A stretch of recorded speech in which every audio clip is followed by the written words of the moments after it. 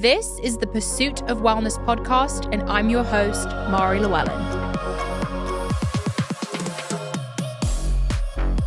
Hi guys, it's Mari. Welcome back to the Pursuit of Wellness. Today we have a solo episode where I'm going to talk about small changes you can make for a big impact.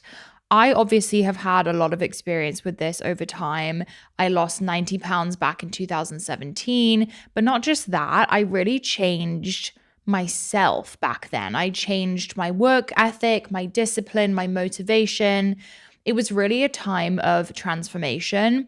And I think it sounds like such a big transformation and such a life overhaul that people don't realize that it really was just a accumulation of baby steps over time that led me to where I am now, which is insane. Back then I was, dropped out of college, self-harming, drinking, eating badly at the lowest point in my life. And now I have a life that I wouldn't believe you if you told me back then. I really mean that. Like I am so proud and honored of everything that Greg and I have built together, and the life we have in Austin, the amazing friends I have, the support system I have, my job, my pets, my life, my happiness.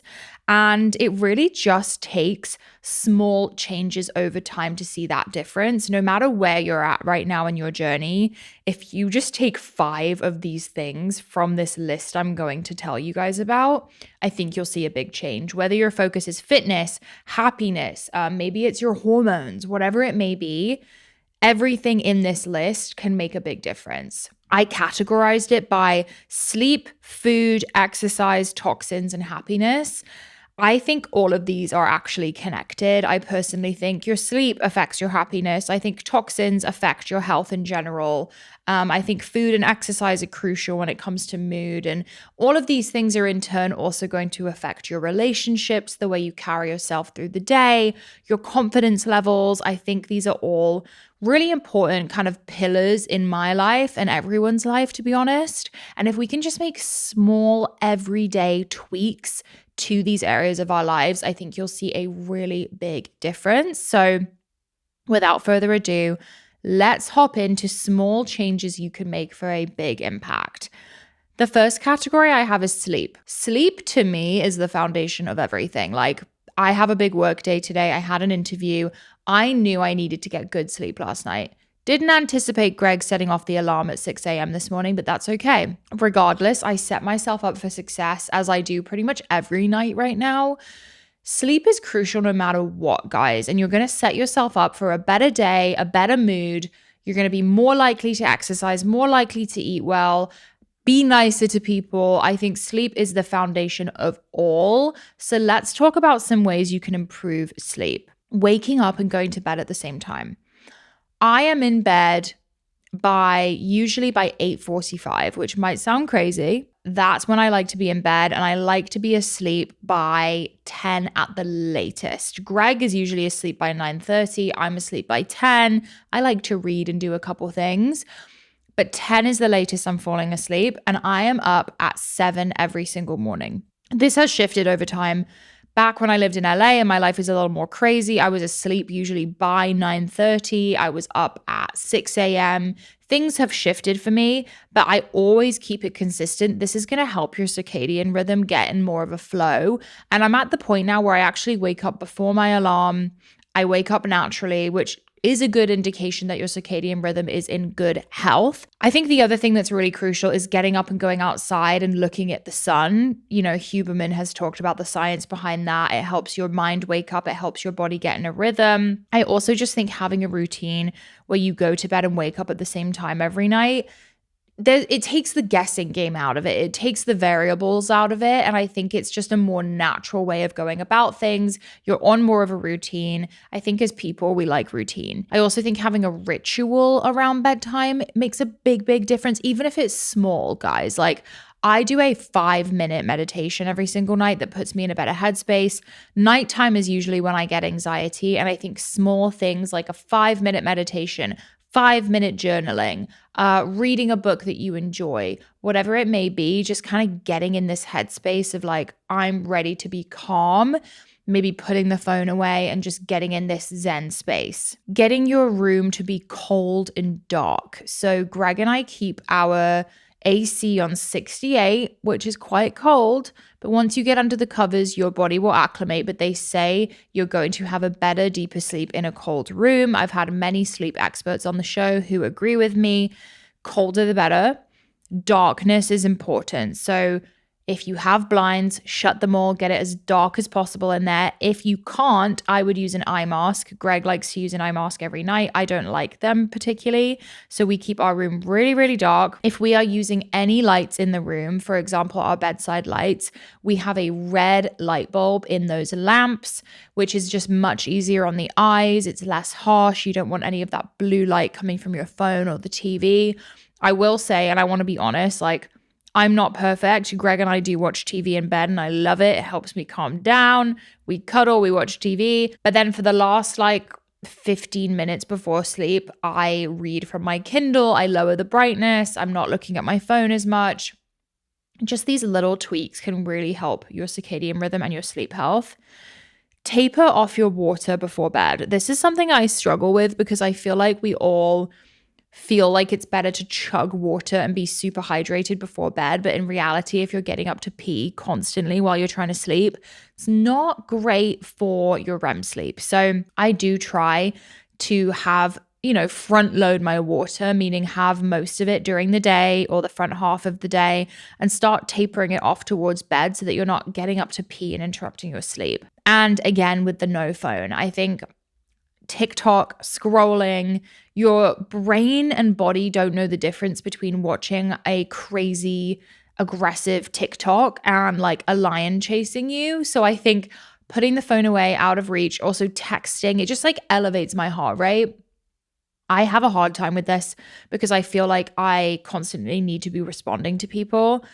Put the phone away to the point where you can't even see the texts. I feel like anyone texting you that late at night, you could answer in the morning. You know what I mean? So I think that that's a crucial piece to the sleep puzzle. In terms of food and nutrition, I think food is medicine. I used to be someone who thought food had nothing to do with the way I felt, the way my mood, the way my energy was. And through my fitness journey and discovering nutrition, losing weight, getting fit, getting muscle, I realized that I was really kind of setting myself up for failure by starting my day with, a giant iced coffee with milk and sugar and spiking my blood sugar, or, having the muffins for breakfast I used to eat and just really not setting myself up for success. I think the way we eat can really dictate the type of day we have and the way we show up and the way we feel in our bodies. I think it's so, so, so important.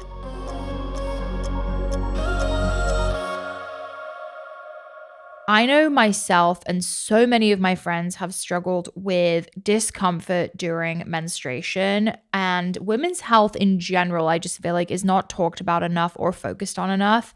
And that's why I love Foria. Foria creates award-winning products to support intimate experiences across every stage of your life, from menstruation to menopause. Foria's Relief Collection features life-changing all-natural formulas designed to provide relief from menstrual symptoms and period discomfort. Whether you're looking to spice up your relationship, find all-natural period comfort, or give the gift of pleasure to a friend or loved one, Foria's unique formulas are for everybody.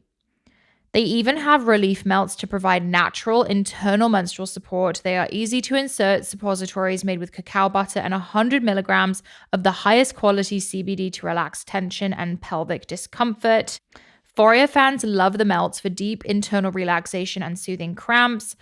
Amanda said they literally do melt the discomfort away. It worked within 15 minutes when nothing would work for 2 hours. It's like a miracle treatment for period cramps. They also have a salve, which is a game changer for taming the tension and muscle soreness you get during your period.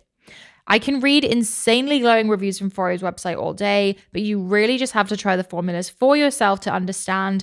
Whether you're looking for period relief or something to get you in the mood and enhance pleasure, I highly, highly recommend you check out their all-natural formulas. The good news is that Foria is offering a special deal for our listeners. Get 20% off your first order by visiting foriawellness.com/pow or use code POW at checkout. That's FORIA wellness.com/POW for 20% off your first order. You'll thank me later. This episode of The Pursuit of Wellness is brought to you by Wild Grain. Wild Grain is the first bake from frozen subscription box for artisanal breads, pastries, and pastas. Their boxes are fully customizable to your tastes and dietary restrictions. In addition to their classic variety box, they recently launched a new gluten-free box and a plant-based box that is 100% vegan. Best of all, they take the hassle out of baking since all the items are baked from frozen in 25 minutes or less with no mess or cleanup. I am personally obsessed with the croissants from Wild Grain. They are so easy to throw in the oven and they taste like they're fresh from a bakery. Greg used to have his friend come over for workouts and I would make them croissants and it was like the best day ever. And if you have guests, this is the perfect thing to do. They have sourdough bread, croissants, and you look like a baker that made it from scratch. Are you ready to bring all your favorite carbs right to your doorstep? Be sure to check out Wild Grain so you can begin building your own box of artisanal breads, pastas, and pastries. For a limited time, Wild Grain is offering our listeners $30 off the first box, plus free croissants in every box when you go to wildgrain.com/pow to start your subscription. You heard me, free croissants in every box and $30 off your first box when you go to wildgrain.com/pow. That's wildgrain.com/pow or use promo code POW at checkout.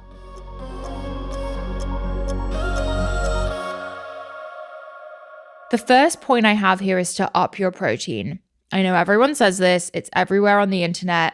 Upping protein is really important, and that's something I've done from the beginning of my fitness journey. You want to have about 1 gram of protein per pound of lean body mass. So, that's a decent amount of protein. For most of us, that's over 100 grams. We want to be getting it from really great sources like grass-fed meat, wild-caught fish, sometimes dairy like Greek yogurt. It can come from so many places, but it can be difficult to get in enough protein. But it really will keep you more satiated, more satisfied, will help you with energy, keep you stronger, help you build those muscles. Protein is so, so, so important, especially as women with our hormone health. I really think it's a key piece of nutrition. Eating dinner earlier and drinking alcohol earlier too. So all my friends make fun of me. I am the queen of an early reservation. I am like honestly, guys, I had a 4:30 reservation this past week and I loved it. It was amazing. I was at home getting into bed by 7 and it was a dream. I think the earlier you eat, the better you digest, the better you feel. You'll wake up feeling better. Dinner is oftentimes our biggest meal of the day, which is kind of an American culture thing. But imagine eating the biggest meal of the day and then lying down. It's difficult for your body to digest when you're laying down. And I think having all that food and going straight to bed isn't the best use of digestion. I think I like to eat 5:30 or 6. Greg and I generally are sitting down to eat at 5:30, which sounds crazy, but it feels so much better to me. And then going on a walk afterwards makes the world of a difference with digestion. Obviously, alcohol is a tricky topic because it could be so easy to say eliminate alcohol, don't drink. But we all partake in drinking every now and again. Maybe not all of us, but a lot of us have a drink at dinner. It's a social thing. I think if you're going to drink, do it earlier in the day. It's spiking blood sugar. It's going to make you feel a type of way. I think it's better to have a drink at a 4 or 5 p.m. than to have a 9 p.m. drink and then get in bed, personally. And I know Greg really subscribes to this method. I think if you're going to drink, do it earlier in the day. Cooking at home. I think if you want to have, I had a delicious pasta bolognese last night at home with Greg. It was amazing. If you can recreate your favorite restaurant meals or meals you pick when you go out, even if you love, the grilled chicken sandwich from Chick-fil-A, if you can recreate that at home and use better ingredients, you are going to be so much better off. They put so many unknown oils and ingredients and things, gums, that we could be avoiding if we cook at home. And I know for a lot of people, this is a lot more effort. So even if it's just one of your meals in the day or one of your snacks in the day that you recreate at home. For example, I got really hyperfixated on this particular granola bowl at Swedish Hill here in Austin. And I was getting it every single day. And I was like, you know what? It's amazing. I'm sure they use good ingredients, but let me just try recreating it at home. And I use grass-fed yogurt. I use a house-made granola with Brazil nuts in it. I add my own fruit and it's amazing. And I love it. And I know the ingredients that are going into it. So I think that can make such a big difference in your journey. Prepping in advance. Another one that could sound really overwhelming. I used to be a big meal prep girl. I think even if you're just prepping your protein for the week, like let's say you make a bunch of steak and chicken and you have it in Tupperware to add to any of your meals, you're already set up for so much more success. What I really like about prepping a protein or two is that you can make a rice bowl, you can make a salad, you could make a stir fry. There's so many different things you can do with those proteins, and you really are setting yourself up for success by having that ready. So I think if you just do that once a week, it might make the world of a difference and make it more likely that you're going to eat healthy that day. This might sound harsh, but I think this is an easy one and something that I did pretty quickly on my fitness journey. Don't drink your calories. And I think it's totally fine to have like a coffee with milk or a matcha with milk and enjoy that like treat. But there are some crazy beverages out there. Like if you go to Starbucks, these vanilla bean frappuccinos I used to love in college that are like 800 calories. That's like a whole meal. Like that is crazy. And I think also that inevitably full of sugar and gums and crazy things. I think if you can switch to having, clean drinks like seltzer, sparkling water, a Bloom energy drink, perhaps your greens, a smoothie, unless it's a smoothie, by the way, let's count smoothies out of this, a matcha, whatever it may be, like these crazy sugary, flavored drinks they have at coffee shops. I would prefer, and I think you would feel better to just have a meal instead and have protein and get some full nutrient-dense foods in your body. Switch your cooking fats. I think this could be so easy. When you're eating out, they're cooking in canola, vegetables, soybean oil. If you're cooking at home, I think using ghee or butter would be absolutely preferable. They say that even heating up, technically olive oil and avocado oil aren't really supposed to be used at high heats, which many of us cook at high heat. Ghee, butter, or tallow are really ideal for cooking at high heats. And then if you are cooking something at a low heat, olive oil and avocado oil are best. I think that makes such a big difference. The things we cook our food in are really, really important. And I think that's an easy switch. And another bullet I have here is to just get in more water. I think it's a small change, easy to do. Get yourself a Hydro Flask or a Stanley cup or just a big water cup from anywhere. Fill it multiple times a day. And as we talked about, taper it off before bed. Let's talk about exercise. Exercise is, if I had to pick something, I would pick nutrition, but I think exercise and movement in general can make such a big difference in our energy levels, our confidence, the way we show up every day. So here are some things I think could be easily implemented and make a big change. Walking. Now, I went through this list with Greg because I wanted to hear his feedback, and he said 10,000 steps minimum a day. And I know to a lot of people that sounds really intimidating. I think that could be like a high level goal if you find it easy to get steps. But what I would say is just getting in a walk after every single meal. I think it really helps with digestion. I think it helps with mental health. Just get moving. And walking has been proven to help with blood sugar, longevity, and metabolism. I never really realized how important steps were until I started truly implementing them and just seeing, wow, like I feel so much better in my body. I feel healthier. I feel like I'm digesting better. I think steps are one of those things that can be incorporated really easily and make a big difference. For example, if you are scrolling on TikTok, talking on the phone, texting, walk around the room, get on a treadmill, read your book on a treadmill, whatever activity you're doing, like just walk around. One thing about my husband is that if you watch him, even at the office or if he's working from home, he is pacing. He's walking around the yard, he's walking back and forth, he's walking between his reps at the gym. He is moving, and it's crazy. They actually say the people who stay moving are just generally like more fit and healthy than people who sit at a desk all day long. So I know it can be tough if you have a desk job. Maybe look into getting a walking pad or walk between your phone calls, just do laps around the office. Like do what you can to get those steps in. I like to use walking as like socializing time. So if me and my friends want to catch up and hang out, oftentimes we grab a coffee and go on a walk. We have a beautiful trail here in Austin, Texas that I love to walk around, and we'll just do the full lap. And it's crazy how quickly time goes when you are walking with a friend and talking. Like, you don't even notice how many steps you're getting. Again, I think walking around between sets at the gym can be amazing. Like, let's say you're doing some biceps. Between each set, do a lap around the gym. Greg told me that he gets like 4,000 steps at the gym alone. So try that. I also think weightlifting is, whatever, everyone has different preferences with exercise, but I think weightlifting is important.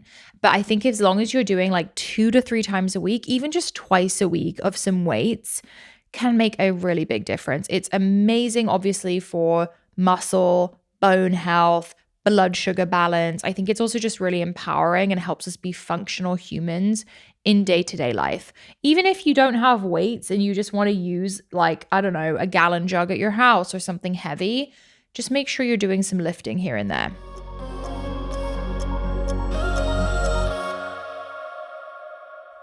You guys know I've been through a long weight loss journey. I lost 90 pounds in 2017, and I've definitely tried many different diets, but what I've realized is restricting doesn't necessarily work. Everything should be in moderation, and I love eating foods that I enjoy, but at the end of the day, real whole foods are what actually make me feel and perform my best, and that's why I love masa chips. Most chips are made with seed oils, artificial flavors, and preservatives that do nothing for you, but masa are made with just 3 ingredients: organic nixtamalized corn, grass-fed beef tallow, and Redmond sea salt. That's it. No seed oils, no additives, just real food that actually support your body.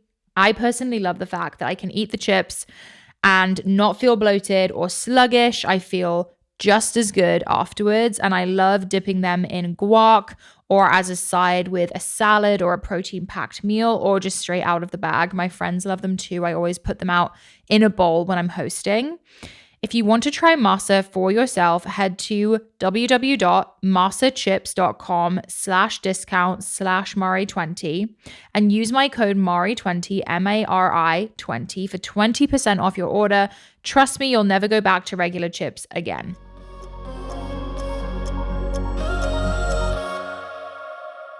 Toxins are an important category, I think, to have on this list because they are everywhere and difficult to avoid. So I think if we can do what we can in our own homes, in our own control, it can make a big difference for our hormones, our endocrine system, brain fog. I think we don't even realize how much it's affecting us until it's gone. And also just seeing, a rise in certain illnesses in younger ages. I think it's really scary, and I think a lot of it has to do with toxins. So some simple switches: get rid of your fragrance candles. I know for some people this is heartbreaking and so difficult, but I think they could be replaced with, maybe a soy natural based candle that doesn't have a fragrance, so you still get the vibe of it. Removing air fresheners and plugins. If I get in an Uber or walk in a house that's full of fragrances, I immediately have a migraine. My body has a very visceral reaction to fragrances, and maybe yours doesn't. But if you are interested in living a more non-toxic lifestyle, I think these are easy switches. I would say avoiding perfume. I don't ever wear perfume. If you can, just try eliminating the perfume or maybe just use it once a week. I personally see a huge difference. I also think cleaning products could be an easy switch. Maybe you switch to Branch Basics and use my code. It's POW15, POW15 for 15% off. Branch Basics is an amazing cleaning product line. This is not an ad. I'm just obsessed with it. It's founded by Allison, who I love. She has an amazing story. And if you look at the ingredients, they are non-toxic, super simple. You can literally wash fruits and veggies with them. You can use them on your babies, apparently. Super safe, pet friendly. You can use them on the floor, counter, hand soap, whatever it may be. So if you are looking to live a more non-toxic lifestyle, I would switch to Branch Basics. When buying snacks for your house or any packaged foods, checking ingredients, making sure there's no canola oil or crazy gums, especially like yogurt and salad dressings, they can really sneak those things in. So take a look at that as well. The next category is happiness. I think that this is a big one, and I will be transparent and say I'm someone who leans on the side of struggling with anxiety. If I don't take care of my happiness and my mood, I can slip into like a bad spiral or a bad way of thinking. So I definitely make sure I implement small things every single day that are focused on my happiness, because otherwise I will notice a very big difference. So some small things. And I say small, and then my first bullet is delete social media. That sounds like a really big deal, but what I do is I just delete it Saturday and Sunday, and I find it makes a huge difference. I stop comparing myself to other people. I stop worrying about what everyone's doing. My anxiety feels so much better. I'm so much more present in my day. I genuinely spend my weekend the way I want to. Like, maybe this sounds crazy, but I really think social media, especially lately, like, I don't know if you guys are going through anything hard, but like going through IVF and just really needing to be in my own bubble, my own island right now. I'm finding deleting social media to be such a powerful tool that I use all the time. If I'm like, gosh, I've been on it a lot the last couple of days, I'll just delete it. I'll just get rid of it. Or if all my work's done on there for the day, I'll just delete it. Like, I feel it's such an empty use of time.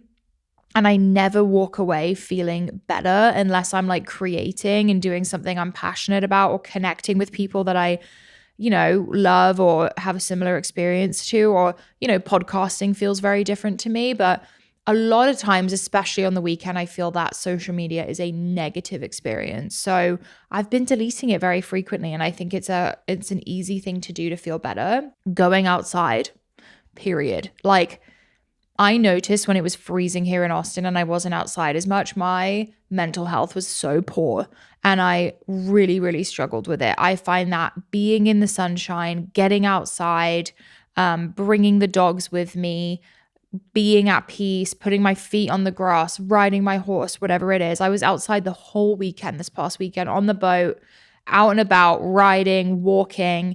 And I looked at Greg and I said, I had such a good weekend. Like, I really had an amazing weekend. And that was all I wanted to do, was be outside. And given we had amazing weather, but sunshine and grass and outdoor time just is good for the soul. So I highly recommend getting outside, spend time with people, try not to self-isolate. I think oftentimes when we're going through something, it can feel like we're the only one. And I think being vulnerable with people, sharing if you're comfortable, laughing, going out for dinner, putting the phone away, just vibing with other people can be such a happiness booster and really, really help morale. This has been a huge tool for me during IVF, is just like putting myself around others. And I'm really, really enjoying that. I would also say gratitude practices have been such a game changer for me. I think noticing good things that happen in the day, reminding us how thankful we are for our partners, for our family, for healthy bodies, whatever it may be, for healthy food on the table, for our dogs, for our jobs. I need to do this. I find, I've been doing it morning and night lately, and it just puts me in a different mindset. I think it's really easy for our brains to hyperfixate on, negative things happening in the day and to get down on ourselves. And I find that reminding myself of things I'm thankful for just puts me in a completely different headspace. And I feel that. Like, I feel like I'm in such a more positive headspace right now than I was 2 weeks ago, because I'm really focused on these mental health practices. I think slowing down, it's such an easy thing to do, but at the same time, it's so hard for so many of us. I think we get used to running around with our heads in our phones, rushing here and there. And my therapist really tested me this week to put my phone away and move as slow as possible and really notice everything I'm doing. Like, if I'm making a coffee, like, listen to it, notice the sounds. How does it feel? What does it look like? Like, it sounds crazy, but getting out of your head and just into your body and into the moment, washing the dishes and really like noticing everything you're doing, making the bed, like, these simple tasks can be really therapeutic and really just help you get out of your head and into the real world. Hobbies, implementing things that are fun and kind of childlike. I think for me, that's like horseback riding, being with animals, making sourdough bread has been huge. My chickens, maybe for you, it's painting or drawing or building something. I think having little hobbies we do throughout the week and reminding ourselves like we're not just built to work, we're here to have fun and enjoy as well. And I think those things are necessary for our happiness and our moods in general. So with that said, guys, I hope these small suggestions, I know it was a lot in general, but if you can just take one from each category or just take a few here and there, you will see such a big difference in your day. And I really hope you guys enjoyed. I will see you in the next episode. Bye.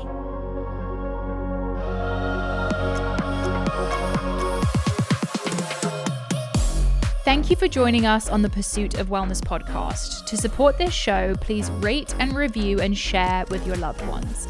If you want to be reminded of new episodes, click the subscribe button on your preferred podcast or video player. You can sign up for my newsletter to receive my favorites at marilewellyn.com. It will be linked in the show notes. This podcast is a Pursuit Network production, brought to you by Michaela Phillips, Joel Contartese, Daviel Waldner, Jen Lauren, and Mackenzie Mizell. You can also watch the full video of each episode on our YouTube channel at Pursuit of Wellness Podcast. Love you, Power Girls and Power Boys. I will see you next time. The content of this show is for educational and informational purposes only. It is not a substitute for individual medical and mental health advice and does not constitute a provider-patient relationship. As always, talk to your doctor or health team.